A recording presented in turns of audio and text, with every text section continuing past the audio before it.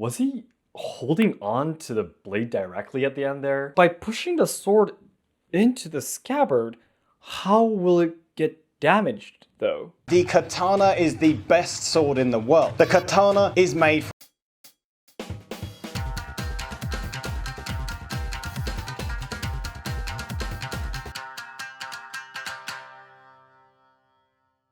皆さんこんにちは and welcome to Let's Ask Shogo. So guys, we are back with another episode of Shogo Reacts to YouTube videos. And today I would like to react to videos again, which I received a lot of requests of, and it is a channel called Samurai and Ninja Museum Kyoto Fans. On their channel, they talk a lot about samurai, katana, ninja related things. So as a Iaido trainee and a person who does study a little bit, about samurai and ninja and katana stuff, I would like to react to their YouTube shorts today. In this channel, I'll be reacting to videos and topics related to Japanese history and culture. So learners and lovers of Japanese history and culture, be sure to subscribe to enjoy more content. それでは早速動画見てまいりましょう. So then let's get started. Can samurai only cut 3 times with the sword? 3 times with the sword? When we think of samurai in movies, we often imagine them fighting and killing many people. But in reality, their swords were not meant for battle. What? Okay. Not meant for battle. And this is because when you come look at the sword after battle, they'll get very easily damaged and dented. The edge of the sword was very hard and very sharp. This metal was very easily damaged. And also, samurai swords are not meant so much for fighting, but rather for fashion. As you can see, the handguards are very decorative and they have holes in them. This meant samurai used this for walking around, for looking good, not battle. While compared to European swords, which had much larger handguards, this was good for defending yourself. This was for war, while this was for walking around. Was he holding on to the blade directly at the end there? That was very awkward. And I believe his fashion is also kamishimo, but the thing that really concerns me is why is he not wearing a Jiban though underneath? Is he wearing a Jiban? I don't think so. So there are things that I agree with and there are some things that I don't agree with. The things that I do agree with, the katana are very vulnerable. That is true. I wouldn't say if it's 3 or I don't know the specific number. Of course, that would depend on the situation of the battle, but it is true that it does get dented and damaged very easily. That is absolutely a fact. But the part where they point out that it's not meant for battle, I personally think that's an extreme opinion. I understand on the battlefield, of course, there was the bows and arrows, there was the long-range weapons like the spears and, for example, naginata, and then maybe only in close combat, it would finally be the time when you use katana. But of course, they would use it. And there are situations where the katana was the most effective weapon. So I think it's a little bit too much to say that it was not for battle at all, because if that was the case, why did people train to use the katana, right? Like for me, for doing Iaido, or maybe like the kobudo, for example, it would be all useless, right? If there was completely not a weapon at all. So I think that's a little bit too much, I would personally say.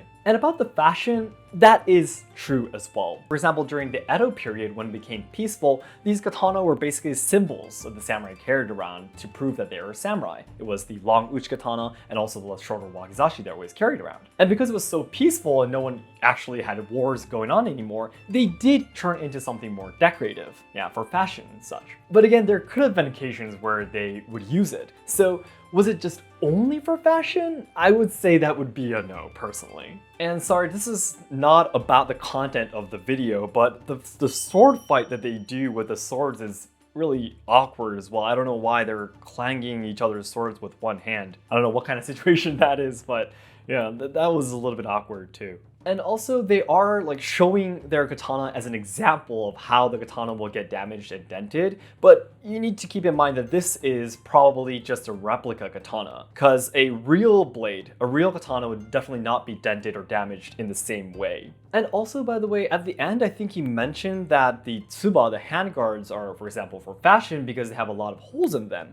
Now, it's true that some of the designs with holes on the tsuba are actually for design, but we need to keep in mind that there are some holes that were specifically made for small items called the kogai and also the kozuka. These were small tools that the samurai kept in their katana so they can use it in daily life. One was a small knife, one was a tool to fix their hairstyle and such. It's not always for fashion. There were practical reasons for the holes too.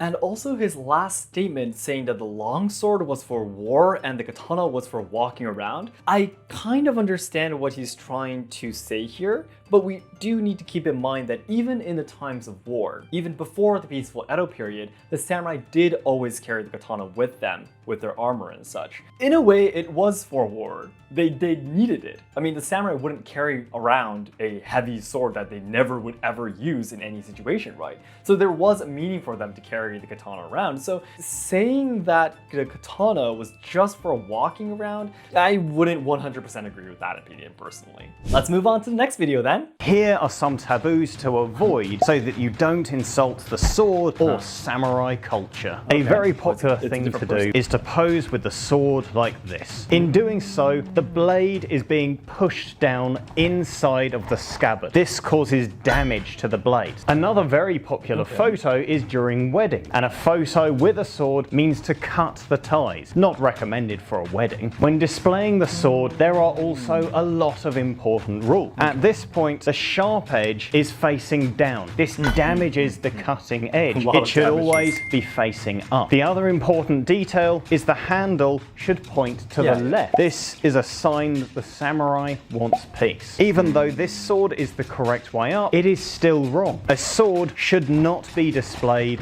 outside of its scabbard because it is exposed to the elements and can be easily damaged. Getting damaged.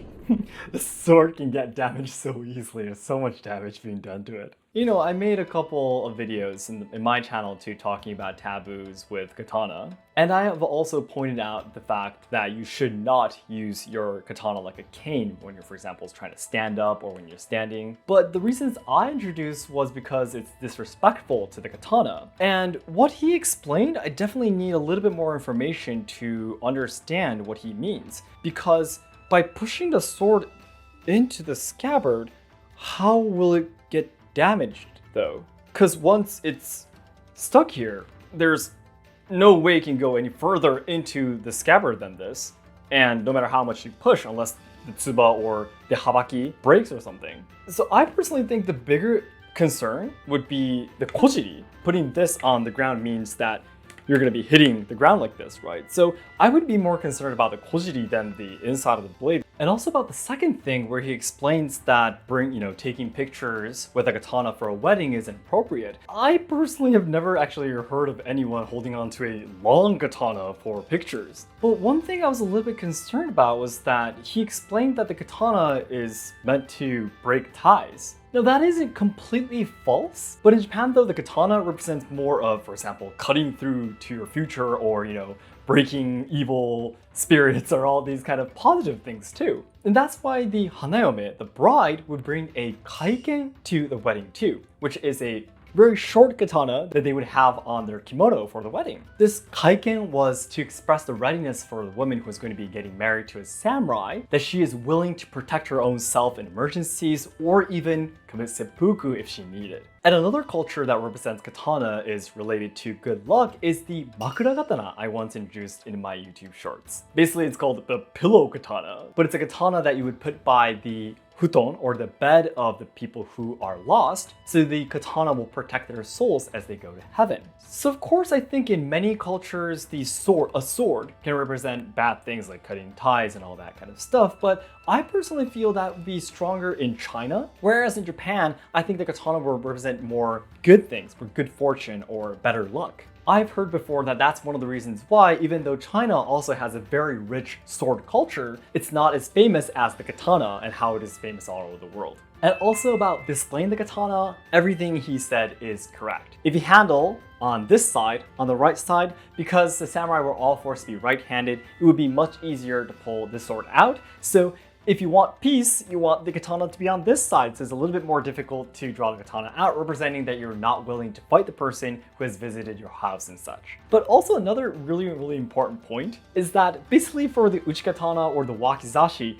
this side is the front side of the katana. Not a lot of people know about this, but there is a front side and back side of these kind of katana too. Very easy way to know which side is the front side is if it has the kurikata, which is the part where the sagyo string goes through. This side is the front side because this side would have the signature of the person who made it and such. So that's the simpler reason why the katana should be placed this way and not the other way around. It's almost like you have a picture on the wall, but you have the backside shown. So then on to the next video. Today I am going to prove to you why the katana is the best sword in the world. The katana is made from an incredible steel called tamahagane. Tamahagane is a very purified form of steel, folded more than 1,000 times, which makes the sword not only strong but flexible and an absolute work of art. Tamahagane shines beautifully. It creates the sharpest sword in the world, capable of slicing through a human torso like butter. Although the katana is not the primary weapon of samurai on the battlefield, it is still a perfect tool as a backup weapon or for defense. The katana is also an incredibly important part of the Shinto religion. The samurai believed that their katana was their soul. Well, first of all, about the debate between which is better, longsword or katana, my opinion towards this whole discussion itself is it's basically meaningless. Because it really depends on, of course, the culture that the sword developed in, what kind of situation it's going to be used, who is going to be using the quality of that sword itself. So it's kind of impossible to try to compare these two. They both have a long history, they both have culture, they both had a meaning in each of their history and culture, right? So I would say we should just enjoy the cultures together and not try to compare or have them fight against each other. With that said, what he explained about the katana and how it's made and how fabulous it is, there is quite a lot that I cannot agree with. First of all, a lot of people praise the tamahagane steel as something wonderful and great, but we need to remember that the reason why we need to make artificial steel in Japan and have to hit it so many times is because the quality of steel itself was very low in Japan, right? So was it that purified? The answer is no. Even after the tamahagane is created, the swordsmith who's going to be making the blade of the katana still needs to do a lot of procedures to be able to make the katana properly. So is it a good form of steel? As steel, it definitely is not. It might have a lot of history, it might have a lot of traditions, but as steel itself, I would say it's definitely not the best steel in the world. And also another thing that a lot of people tend to misunderstand. They say that the katana has been folded for more than 1,000 times, which is 100% false. The katana has only been folded around less than 20 times. Then what is 1,000, right? 1,000 is the layers of the steel after it's been folded. And by the way, there's actually a really interesting experiment that proves that the folding procedures basically does not make the steel stronger either. For around the third fold, it actually does not get stronger at all. If you do too much, it starts to get weaker, obviously. The folding procedure is done to make the cutting edge sharper and the inside of the katana softer, so it'll be a little bit more flexible. And also for the artistic reason to make the jigane, which is the very, very beautiful surface of the katana. So that part that he explained is true, but the 1,000 folding is, a lot of people misunderstand this, but it is absolutely not true. And also about him explaining that the katana is the sharpest sword in the world and it can cut through a human torso like butter. I would say saying that the katana is the sharpest weapon in the world is a little bit too much. I mean, I think no one has ever proven it before. And also about the thing that it can cut through a human torso like butter, I won't be able to agree with that either, because it really depends on the sword itself and also on the person who swings it. Now, there are some legendary katana like the Nanatsudo Otoshi Kanefusa, which was said to be able to cut through 7 bodies in one swing. But we need to keep in mind that the katana was one of the best katana ever, and the person who swung it was one of the best swordsmen ever too. So can someone just grab onto a katana that's there and try to cut a human body in half? The answer would probably be no. Because the typical goza mats that we trainees would, for example, cut for training are said to be around human shoulders, maybe a bigger part of the arm, and a lot of people fail cutting that with the katana that's specifically made for the training ride. And also, if I can see a little bit more, there is no meaning for the katana to be able to cut through human torso at all. Because in a real battle, just cutting a little bit of the, for example, the wrist, a little bit of the neck would be the end of the fight. So there is no practical meaning for it to be that sharp to be able to cut through a torso too. Then the next video. To break this rule could result in instant death. When walking on the streets, they must always walk on the left-hand side. If they walk on the wrong side, it is possible somebody can bump into their sword. Anyone who was born left-handed would have to learn the other way round. Because for many tactics on the battlefield, this would be out of sync if samurai were using the other hand to draw or use their weapons. Another important rule when entering another samurai's house is that the sword must always be placed on the right-hand side with the blade facing its owner. If the samurai places the sword on their left-hand side, it was an insult, saying they did not trust the other person and it was easy to attack. So this is something that I have explained many times in my videos too. In order to avoid the samurai getting into a fight, by bumping their scabbards against each other, it was a rule to always have your katana on your left waist, the long and short, and also walk on the left side, which has been carried on to Japan even today. And because of this culture, all of the other things, all of the other traditional culture in Japan must all be done with your right hand too. For example, it could be the calligraphy, it could be Kyudo, the Japanese archery, it could be tea ceremony. All these things are done with your right hand being the dominant hand too. But as I always explain in my videos too, although there is a rule even today that the sword must be on your left waist and we draw with your right hand in general, it does not mean that left-handed people are disadvantaged. In a way, I would say that being left-handed is actually a very big advantage. For example, when I met Asayama Ichiten-ryu and Six Sensei the other day in a different video, he explained that the drawing and sheathing must all be done with the waist and your left hand right. So if your left hand is under a lot of good control, it means that you can draw quicker and be able to put the sword in front of you quicker. And also just swinging the katana in general, we say that it's your left hand that swings the katana and your right hand works as the brake or to control the katana. So it means that if you have more power in your left arm or left hand, it means that you can swing the katana faster too. And also about the last thing that he explained about the katana, if it's when you sit down, if it's on your left side or on your right side and such, that is 100% true as well. We do generally say that we should put the katana on our right side to show that we don't have any wills to fight or to suddenly attack the other person. But if you have seen me training in my live streams and such before, there are tons of moves where you actually can attack from the position where you have your katana on your right side. So in the end, being left-handed, right-handed does not matter at all. Absolutely not. It's all up to how much you practice. So that's it for today. Thank you very much for watching. I think their YouTube shorts are really interesting.